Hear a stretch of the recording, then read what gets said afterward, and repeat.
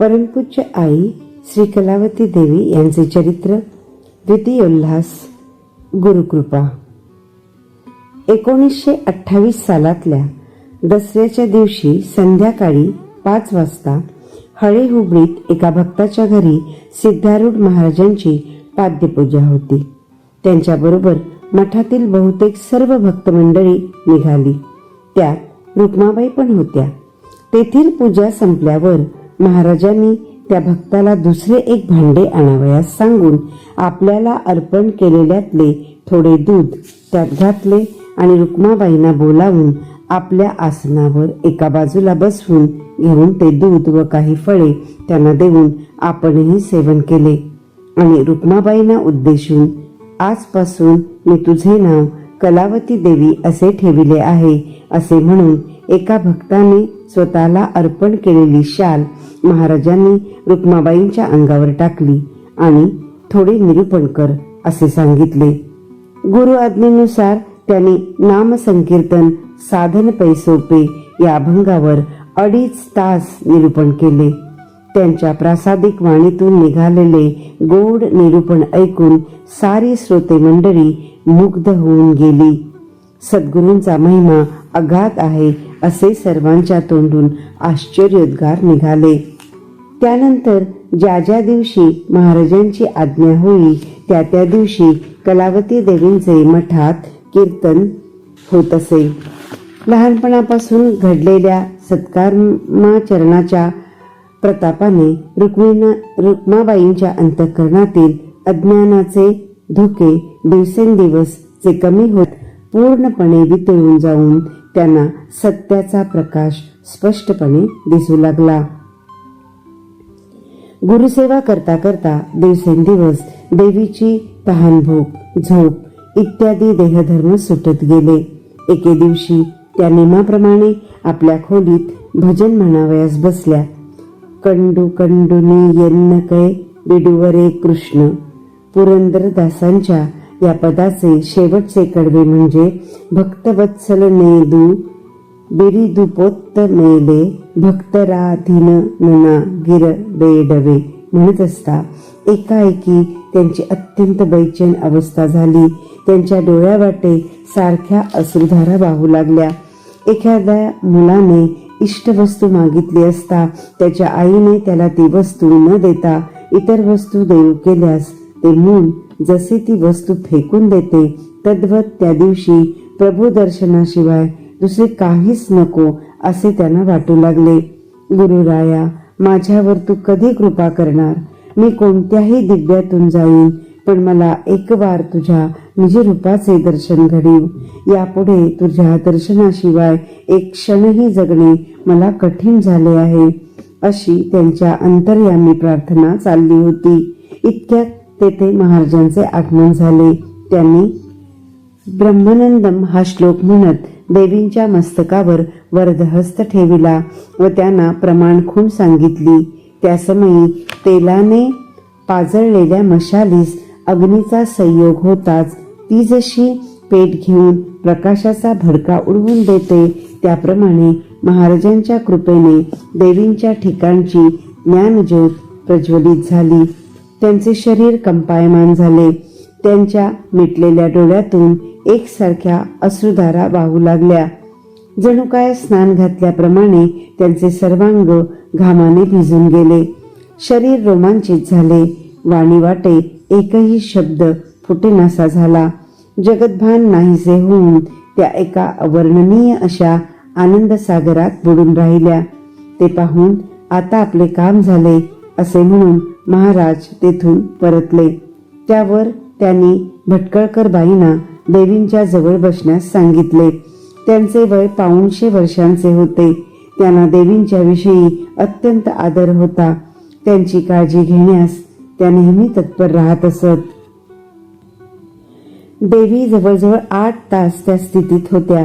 जेव्हा त्यांनी डोळे उघडले तेव्हा आज आपला नवीन जन्म झाला असून पूर्वीची दृष्टी पार बदलून गेली आहे. पूर्वीच्या खुणा साफ पुसून गेल्या असून आतापर्यंत ज्या दुर्गुणांनी मोहजालात मला अडकवून दुःखसागरात लोटले होते त्याचे अस्तित्व आज समोर नाहीसे झाले आहे. जिकडे तिकडे आनंदी आनंदच, एका आनंदा वाचून दुसरे काहीच नाही असा त्यांना अनुभव आला. ज्याचा कधी नाश होत नाही, जो कधीच कमी होत नाही, ज्याचा कधी वीट येत नाही, असा जो ब्रह्मानंद तो गुरुकृपेने लाभला. आपल्या जीवनाला आज अवीट गोडी प्राप्त झाली. दयामय सद्गुरूंनी आज आपल्याला सुखदुःख रहित अशा निजरूपाचे दर्शन देऊन कृतार्थ केले. ज्ञानाग्नीच्या योगे करून बहुत दिवसांची दुष्कृत्ये जाळून टाकून सद्गुरूंनी आपणास आज पावन करून घेतले असे त्यांना वाटू लागले. तूप आणि वात घालून तयार केलेले निरांजन तेवत असलेल्या दुसऱ्या निरांजनाजवळ धरले असता जसे तेही लगेच तेवू लागते, त्याप्रमाणे महाराजांच्या कृपेने देवींना कृतार्थ केले. एके दिवशी अक्कलकोट राणीने महाराजांना प्रश्न केला. महाराज, रुक्माबाईने आपले हृदय जिंकले, अर्थात आपली कृपा मिळवली, तेव्हा आता आम्ही त्यांना काय म्हणून हाक मारायची? त्यावर माताजी म्हणा असे स्वामींनी सुचविले. तेव्हापासून राजघराण्यातील बायका व इतर मंडळी रुक्माबाईंना माताजी म्हणून संबोधू लागल्या. गुरूंच्या ठिकाणी माताजींचे आत्यंतिक प्रेम होते, त्याप्रमाणे गुरूंचे पण माताजींच्या ठिकाणी प्रेम होते. परंतु त्या प्रेमात माताजी वाहून गेल्या नाहीत. धाकात तसेच दक्षतापूर्वक वागणे झाल्यामुळे जेव्हा पाहिजे तेव्हा जशी पाहिजे तशी त्यांच्याकडून सेवा घडली. म्हणून तर त्यांना गुरुकृपा संपादन करण्यास फार समय लागला नाही. साधनाभ्यास. सायंकाळी सोमवारची पूजा संपल्यावर महाराज पुन्हा माताजींच्याकडे आले आणि यापुढे मी लवकरच समाधी घेणार आहे, तोवर तू इकडे राहा. आत्मानंद जरी लाभला तरी तो अंगात चांगला मुरला पाहिजे करिता पुढे 6 महिने एकांतात राहून साधना अभ्यास कर. त्यानंतर 12 वर्षेपर्यंत हरिनाम व विश्वप्रेम प्रसारार्थ गावोगावी प्रयाण कर. मी सदा सर्व काळ तुझ्यापाशीच आहे, कसलीही भीती बाळगू नकोस. 12 वर्षानंतर तू बेळगावला जाऊन अनगोळ येथे स्थायिक हो, म्हणजे साधू मास्तरांना मी दिलेले वचन पूर्ण केल्यासारखे होईल. तेथे फार मागासलेले लोक आहेत, तेव्हा त्यांना युक्तिप्रयुक्तीने बोध करून त्यांच्या ठिकाणी हरिप्रेम उत्पन्न होईल असे कर. जनता जनार्दनाच्या सेवेत निमग्न राहून दासपणाचे सुख सोहाळे भोगीत राहा असे त्यांना सांगितले. त्यावर तेथून ते शयनगृहाकडे जाते झाले. महाराजांनी अशा प्रकारे बहुरंगी जनसुधारण्याच्या आपल्या प्रचंड कार्याचे सूत्र माताजींच्या हातात दिले आणि पुढे 3ऱ्या सोमवारी म्हणजे श्रावण वद्य प्रतिपदेला पहाटे 4 वाजता आपले अवतार कार्य संपविले. महाराज हयात असताना त्यांच्या सहवासासाठी आणि सेवेसाठी लांब लांबची माणसे 4-6 महिने तेथील धर्मशाळेत बिराड करून राहत असत. पण त्यांनी समाधी घेतल्यानंतर समाधीची सेवा करणारी काही ठराविक मंडळीच तेथे राहू लागली. त्यात बहुत करून पुरुष मंडळींचाच अधिक भरणा होता. त्यामुळे माताजींनी साधनाभ्यासासाठी त्याच गावात बोगार गल्लीतील एका जैनांच्या वाड्यातील परसात एक खोली पसंत केली. ती जागा म्हणजे पाहिले तर एकांत, पाहिले तर लोकांत अशा स्वरूपाची होती. तिची लांबी 6 फूट व रुंदी 5 फूट असून भाडे फक्त 4 आणे होते. ती लाकडे ठेवायची खोली असल्याने त्याला एकही खिडकी नव्हती. प्रत्येक पत्र्याला जी 10-20 भोके होती, त्यातून खोलीत जो काही प्रकाश पडे तेवढीच उजेडाची सोय. ते दिवस पावसाळ्याच्या अखेरीचे व उन्हाळ्याच्या सुरुवातीचे असल्यामुळे पावसाचे पाणी गळून किंवा उन्हाने पत्रे तापून त्यापासून माताजींना त्रास झाला नाही.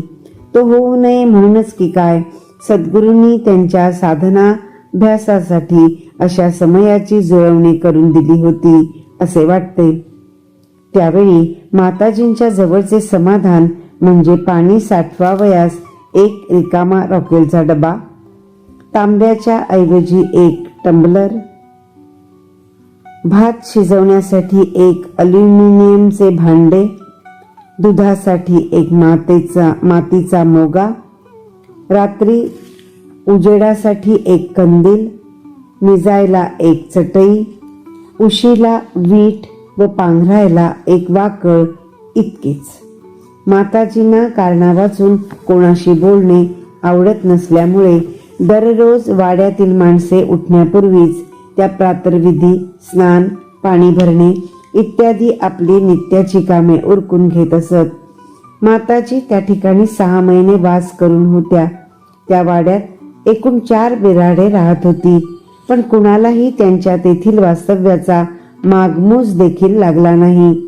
नाही म्हणायला 5वे भाडे करू म्हणजे 60 वर्षांची एक म्हातारी. ती माताजींच्या खोलीसमोरील भागात एका तट्ट्याच्या खोलीत राहत होती. तिला तेवढीच त्यांची माहिती होती. काय बाळ, जेवलीस? अशा शब्दात ती माताजींची विचारपूस करी. त्यावेळचा माताजींचा आहार म्हणजे 1 वाटी भरून दूध भात व 2 वाट्या पाणी, आणि ते देखील दिवसातून एकदाच.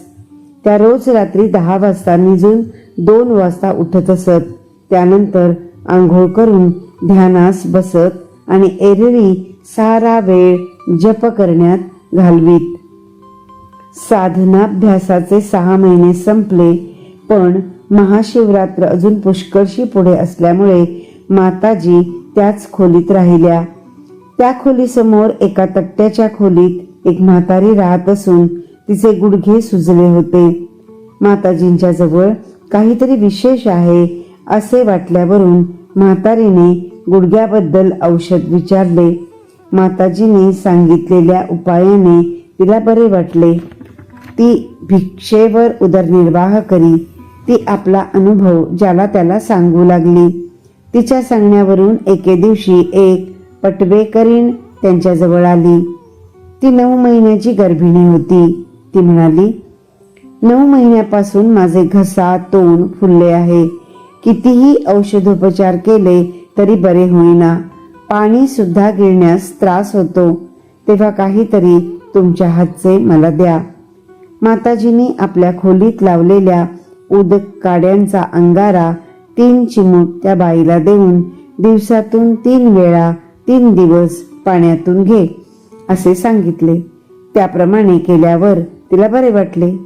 ती बायकांच्या दवाखान्यात औषध घेत होती. तिने आपला अनुभव डॉक्टरीणबाईंपुढे सांगितल्यावर डॉक्टरीणबाईंनी पण माताजींना गाठले. ती जातीने पारशी असून कुमारी होती. तिचे वय 45 होते. तिला कित्येक वर्षापासून हिस्टेरिया या रोगाने पछाडले होते. वरचेवर ती फिट येऊन पडे. त्याबद्दल तिने माताजींच्या जवळ औषध मागितले. त्या दवाखान्यात एक नर्स होती.